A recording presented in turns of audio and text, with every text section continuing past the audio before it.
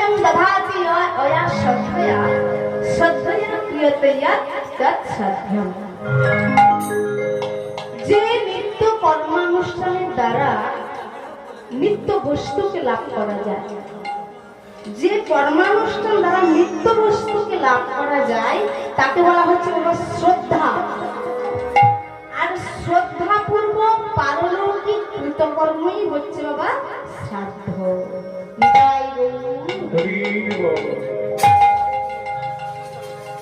পিতার শ্রাদ্ধে মাতার শ্রাদ্ধে আমার শ্রদ্ধা থাকাটা অত্যন্ত গুরুত্বপূর্ণ বিষয়। আমি বাবা মাকে কিভাবে খেতে দিলাম, কি দিলাম, সেটার থেকেও শ্রদ্ধার সহিত আমি যা কিছু দিব, একটা ফল দিলেও তার নামই হচ্ছে বাবা শ্রাদ্ধ। বাবা আমাদের মনে অনেকের একটা ভুল ধারণা আছে। সেই ভুল ধারণাটা হচ্ছে যারা বাড়িতে পুত্র সন্তান না, ধরুন 3-4টা কন্যা সন্তান, তা অনেকে বলে বাবা আগেকার দিনে বলতো, বেশি করে বলতো যে যার বাড়িতে পুত্র সন্তান নেই তাকে কে তার মরে যাওয়ার পরে, তার মারা যাওয়ার পরে তার পারলৌকিক ক্রিয়া কে করবে, ওই মেয়ে কি করবে, ওর ছেলে নেই, ও কোনো সময় উদ্ধার হবে না, ওর পিণ্ডীকরণ হবে না, তাই না? আমরা শোনা তা আজকের যে লীলার বিষয়বস্তু, যেটা সার সংক্ষেপ সার কথা, সেটা হচ্ছে যে যা কিছুই বলুক না কেন এই জগতের উদ্ধারের মালিক আপনার পুত্র নয়, আপনার কন্যা নয়। বাবা শুনতে খারাপ লাগলেও অপরাধ নেবেন না মায়েরা, যেটা শাস্ত্রে আছে সেই কথাটা আপনাদের কাছে শুধুমাত্র স্মরণ করিয়ে দেওয়া মাত্র আমার কাজ।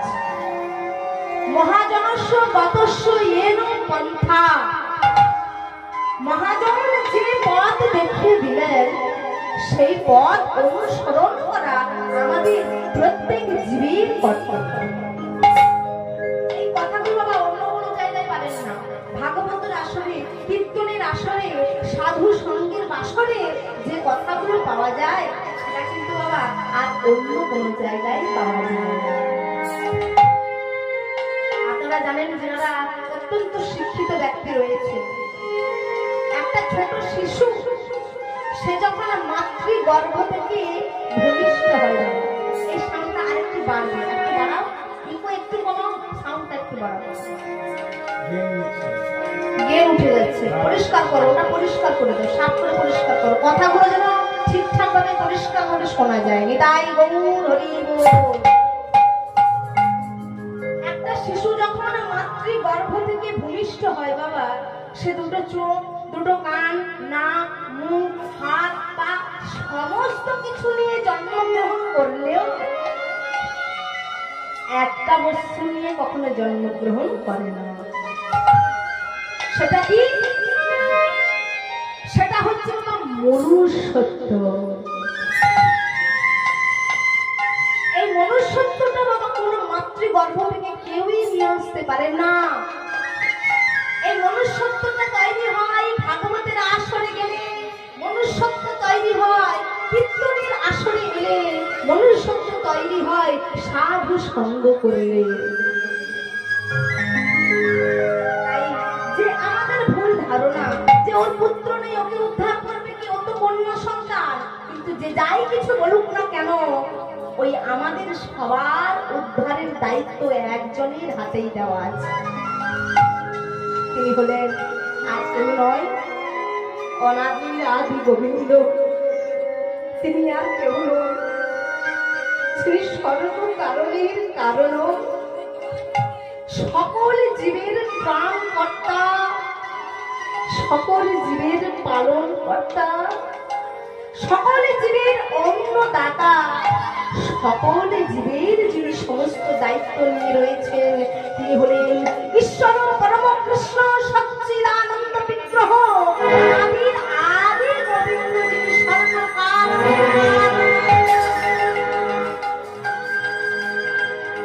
বোঝা যাচ্ছে তো মায়েরা?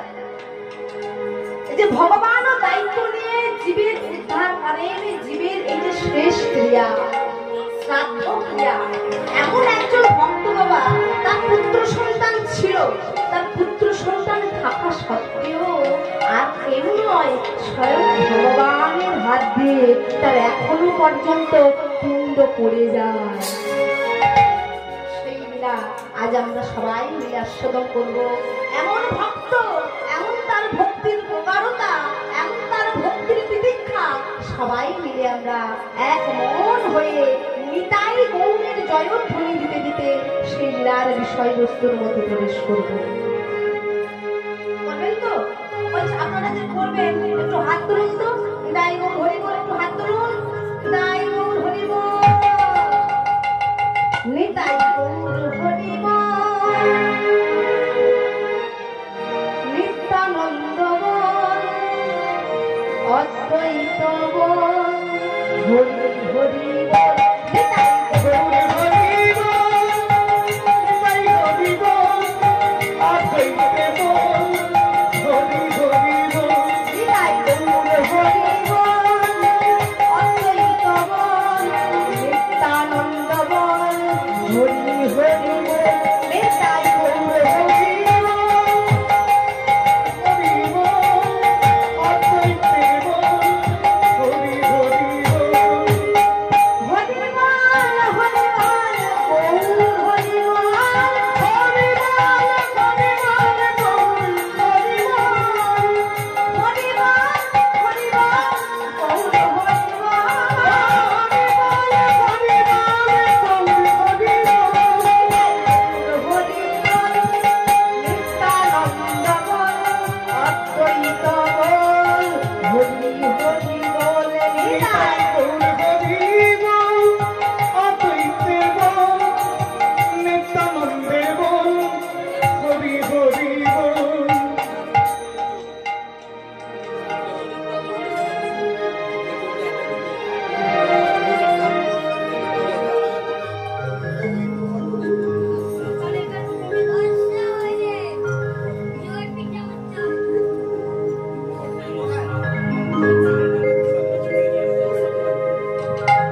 জয় রাধে, জয় রাধেশ্বর।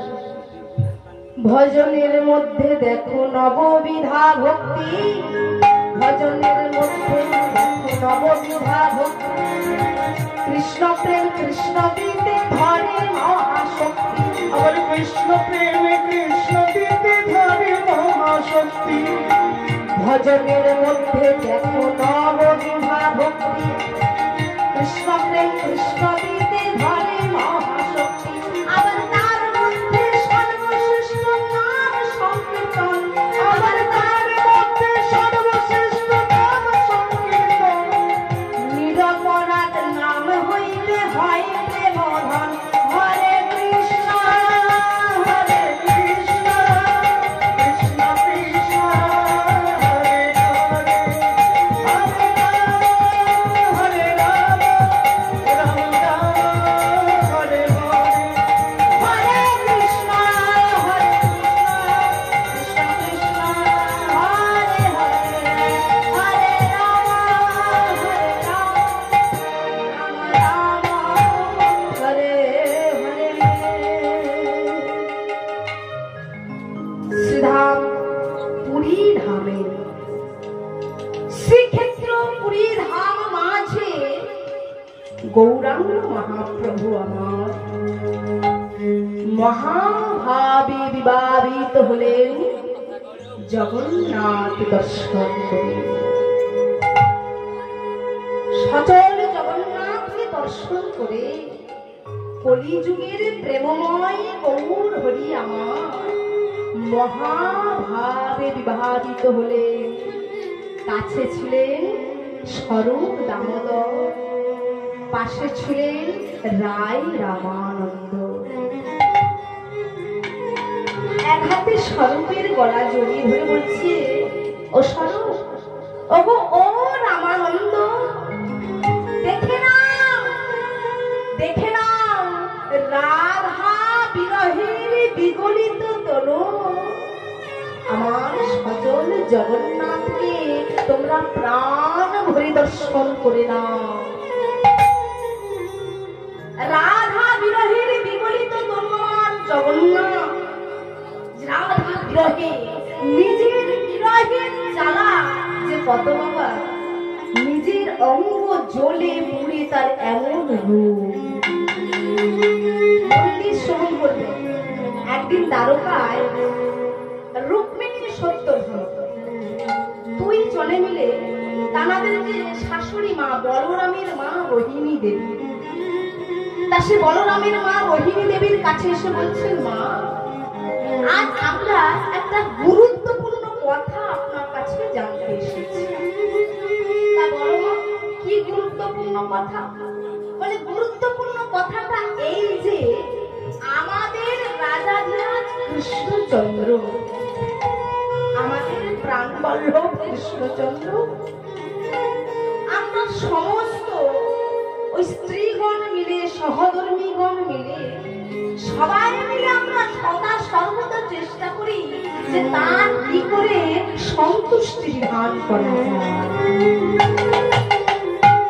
কেউ আমরা সুন্দর করে রন্ধন করে অন্ন ব্যঞ্জন সাজিয়ে নিয়ে এসে তার কাছে সেবা দিচ্ছি যাতে তার মন আমরা পাই, কেউ সুন্দর করে চরণ সেবা করে দিচ্ছি, সবাই মিলে আমরা সদা সর্বদা করে ব্যস্ত যে কি করে তার সেবা করে তার মন পাওয়া যায়। কিন্তু কি জানো তো মা, আমরা এতজন সবাই মিলে চেষ্টা করেও আমরা কিন্তু মন পাই না। ওই আমাদের প্রাণ বল্লভ আমাদের স্বামী আমাদের অন্তরালে আড়ালে আবডালে শুধুমাত্র একজনের নাম উচ্চারণ করে। সে কে? যেখানে সময় পায় আড়াল পায় আমাদের কাছ থেকে লুকিয়ে উচ্চারণ করে রাধা রাধা রাধা। দয়াময়ী, ওগো কৃপাময়ী, বলো না রাধে, তুমি তো করুণাময়ী, কবে তোমার কৃপা পাবো রাধে? কবে আমি তোমার কৃপা পাবো রাধে? কৃপাময়ী, করুণাময়ী, এমন ভক্ত, এমন ভাবে ভক্তির প্রগাঢ়তায় ভগবানকে ভালোবেসেছিলেন বাবা। একটা কথা আছে না, নামে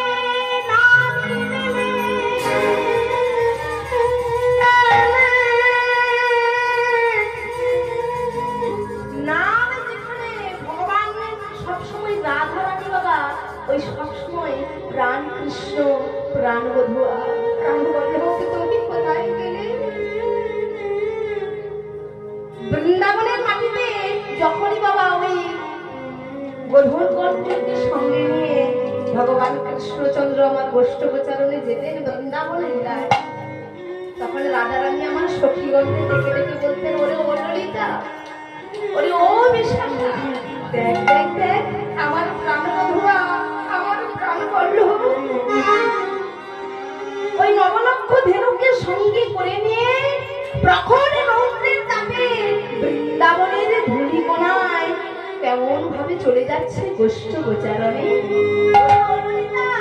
যখন 12টার সময় প্রখর রৌদ্র আসবে, আমি প্রখর রৌদ্রে তো আমার প্রাণ বধুয়ার যে অত্যন্ত কমল চরণ, যে অঙ্গে চন্দন লেপন করতে আমার হাত ধরণি কাঁপে, সেই কোমল হতে অতি সুকোমল অঙ্গে যখন প্রখর রৌদ্রের তাপ লাগবে, তখন আমার প্রাণ বধুয়ার কত কষ্ট হবে না বল না ললিতা? ও বিশাখা, এমনই বাবা অনুরাগ ভগবান কষ্টে চলে যাচ্ছে, আর সেটা দর্শন করে রাধারানীর ভেতরে অন্তরটা জ্বলে পুড়ে এত ভক্তি এত প্রকারতা সারা জগৎ ধরে ওই ভগবান রাধারানী কাঁদিয়েছে। কিন্তু কাঁদালে কি হবে? কাঁদানোর পরে যখন রাজ সিংহাসনে তিনি বসেছিলেন, আর তার নাম নয় রাধে কৃপাময়ী, রাধে দয়াময়ী, একবার দয়া করো বলে সদা সর্বদা তিনি কাঁদতেন। তখন বললেন রোহিণী দেবী, হ্যাঁ তোমরা একটা কথা আজকে জানতে চেয়েছো, আজকে যে তোমরা রাধারণের কথা জানতে চেয়েছো, কেমন সেই রাধা প্রেম, কেমন সেই রাধা তত্ত্ব, তা আজকে যদি তোমাদেরকে বলতে হয় তাহলে একটা নিয়ম আছে। যে ঘরের মধ্যে, যে কক্ষের মধ্যে সেই রাধা প্রেমের যেগুলো তথ্য তোমাদেরকে বলবো, সেই ঘর কিন্তু সদা সর্বদাই জানালা দরজা যেন বন্ধ থাকে। আর ওই বন্ধের পরে দাঁড়ি হয়ে থাকবে আর কেউ নয়, বোন সুভদ্রা। রাধা বিরহের ওই যে তাপ, ওই তাপ যদি কোনো প্রকারে কৃষ্ণ বলরামের কাছে যায়, সেই তাপ আর সহ্য করতে পারবেন না। তাই একটা ঘরের মধ্যে, কক্ষের মধ্যে অত্যন্ত নিরজনে, অত্যন্ত গোপনে আমাদের সেই কথা আলোচনা করতে হবে।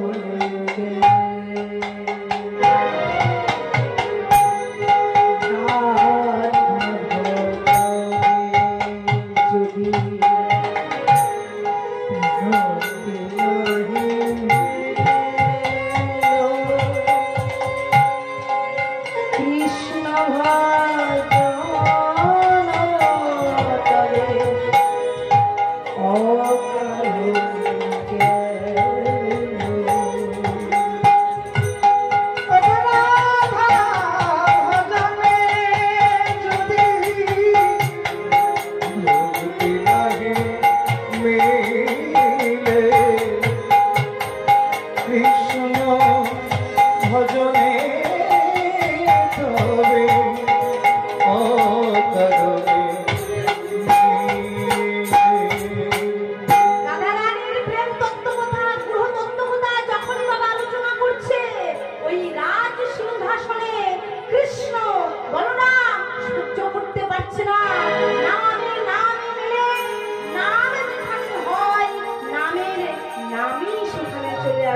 বাবা।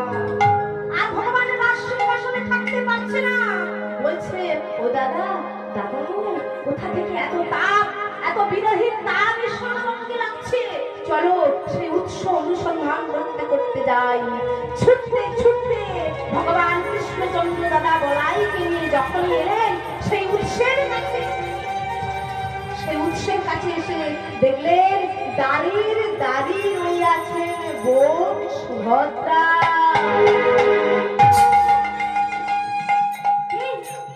সুভদ্রা ওই দরজার মধ্যে, মানে কি হচ্ছে ঘরের ভেতরে? ওরে সুভদ্রা, সরে যা, সরে যা সুভদ্রা, আমরা দেখবো যে ওর ঘরের মধ্যে কি হচ্ছে, কি কথা আলোচনা হচ্ছে। এত বিরহের তাপ, এত কষ্টের কথা, এত বিরহ আমার অঙ্গে এসে লাগছে, সরে যা সুভদ্রা।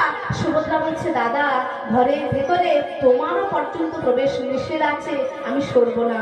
জোর পূর্বক সুভদ্রাকে সরিয়ে দিয়ে যেই ঘরের দরজাটা উন্মিলন করে দিলেন, রাধা বিরহের তত্ত্ব কথা, রাধা বিরহের তাপ এসে এমন ভাবে বলরামের অঙ্গে, কৃষ্ণের অঙ্গে লাগছে বাবা।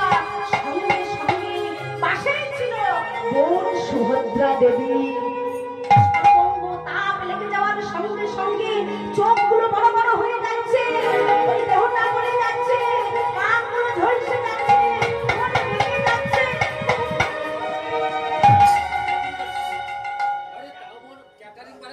রাধা বিরহীর বিগলিত তনু, ওই যে বাবা জগন্নাথ বলরাম সুভদ্রা তিন জনের অঙ্গ বলে গেল। আর সেই রূপটা দর্শন করতে পারলেন ভক্ত প্রবর নারদ মুনি।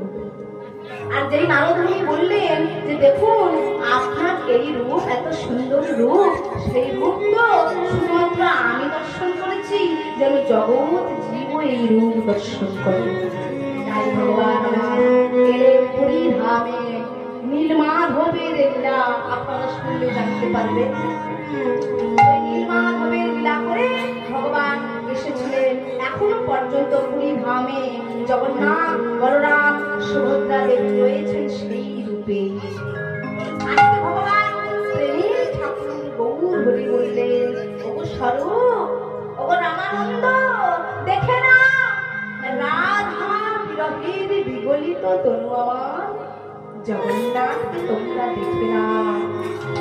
দেখো দেখো জগন্নাথ দাঁড়ায় আছে, দেখো দেখো জগন্নাথ দাঁড়ায় আছে, রাধা প্রেমে বিগলিত তনু।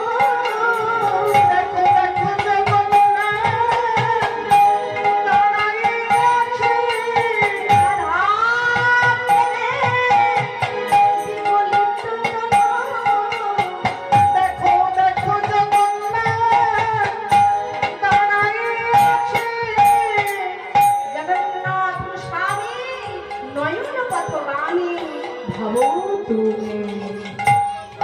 আর যখন বাবা এমন কথোপকথন করছেন, গৌর হরি আমার স্বরূপকে বললেন, ওগো স্বরূপ, আমার মনের মধ্যে বড় কামনা জেগেছে, বড় বাসনা জেগেছে, আমি বৃন্দাবনে যাব। যিনি কৃষ্ণ প্রেমে পরম পরাকাষ্ঠা শিরোমণি আমার গৌর হরি, তিনি বললেন যে ওগো স্বরূপ, আমি বৃন্দাবনে যাব। কেন? কারণ আমার এখনো না কৃষ্ণ ভজন হলো না। ওগো স্বরূপ, আমার এখনো কৃষ্ণ ভজন হলো না, আমি বৃন্দাবনে যাব। কেমন ভাবে বৃন্দাবনের উদ্দেশ্যে যাচ্ছেন? বলে রে স্বরূপ, আমি কবে যাব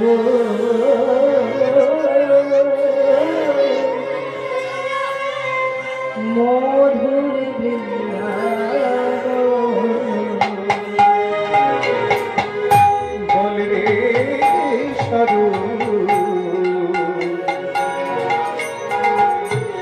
আমি কবে যাব মধুর বৃন্দাবন।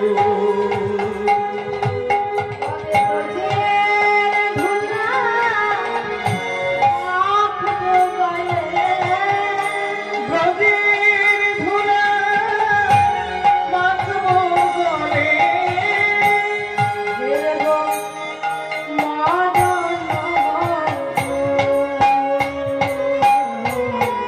বল রে স্বরূপ, কবে যাব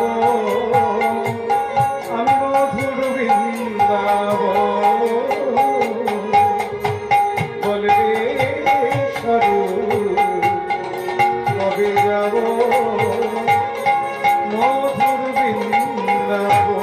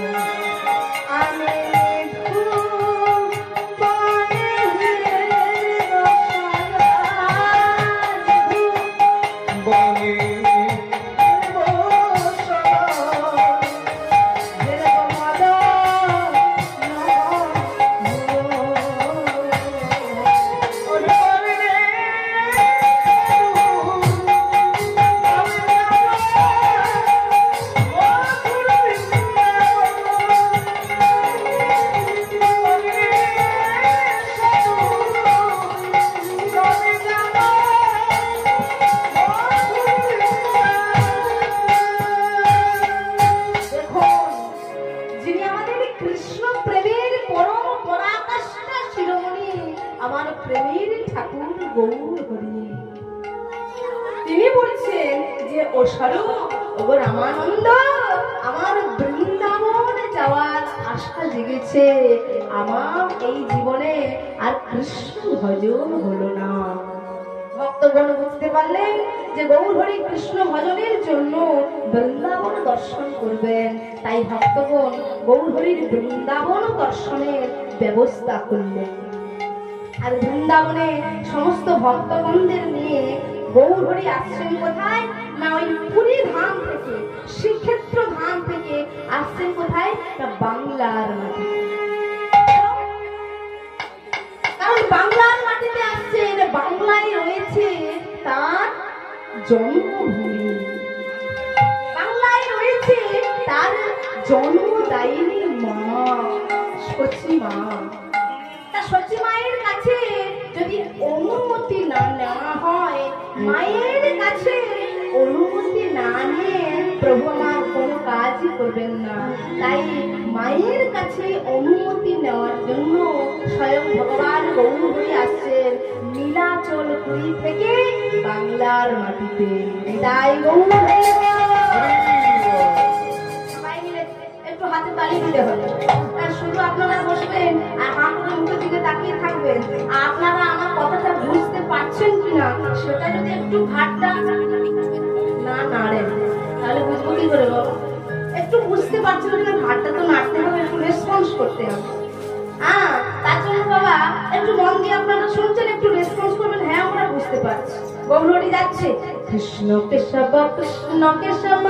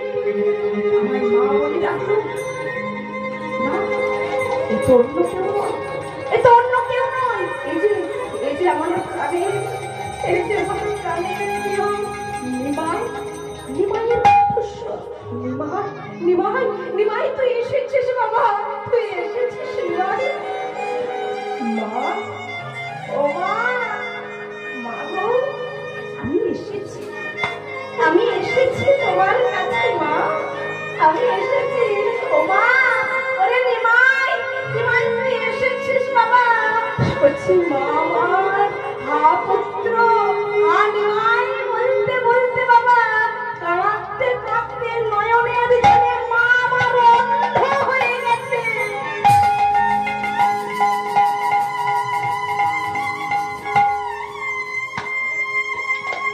আটটা পুত্র সন্তান নয়, আটটা কন্যা সন্তান।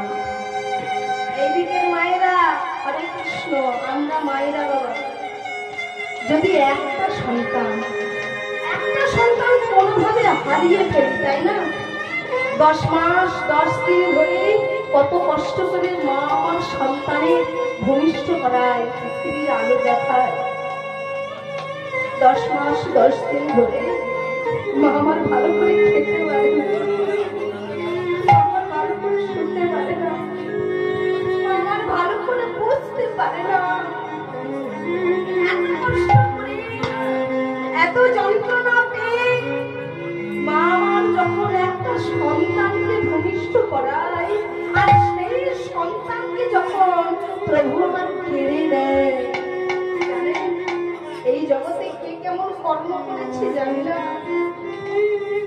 মায়ের গর্ভকে আশ্রয় করে সবাই আমরা আসি, কিন্তু আয়ুষ কে কতটা নিয়ে আমরা আসি কোন ভক্ত কোন জীব আবার মায়ের এমন কর্ম করেছিল, এমন কর্ম করেছে যে তার কর্মের ফল এমন যে মায়ের গর্ভেতে আসার সঙ্গে সঙ্গে তার মৃত্যু হয়ে যাচ্ছে। আবার এমন কর্ম করেছে বাবা, মায়ের গর্ভের ভূমিষ্ঠ হলো সন্তান, পৃথিবীর আলো দেখলো, আলো দেখার প্রায় 1 মাস 7 দিনের মাথায়ও তার জীবনাবসানে জীবন প্রদীপ নিভে যায়, তাই না বাবা? তা যে যেরকম আমরা কর্ম করব সেই কর্ম অনুযায়ী আমরা ফল লাভ করব। আমরা কেউ জানি না যে এই